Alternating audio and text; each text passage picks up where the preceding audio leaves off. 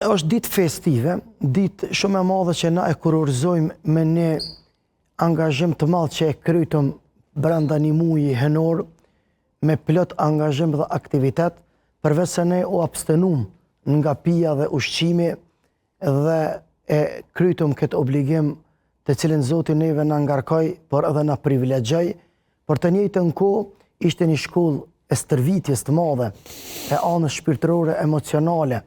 Ato dolen në shesh dhe në mejdan fuqit shpirtënore të cilat i bart me veti njeriu, e që shpesh herë për nga angazhimi i jetës, ato dhe nuk i vëren.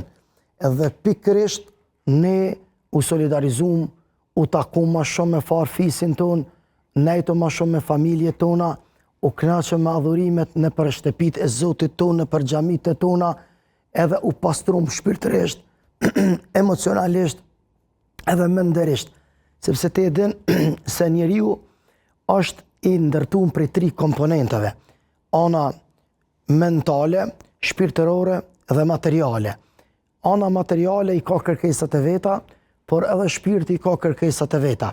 Shpesh herë ne duke vrapu dhe duke vënë në fokus për t'ja plotësu kërkesat anës materiale, e harrojmë shpirtin edhe him në hak mendjes. E Ramazani ishte një mundësi e artë që ta ushqejmë shpirtin edhe ta frymëzojmë mendjen.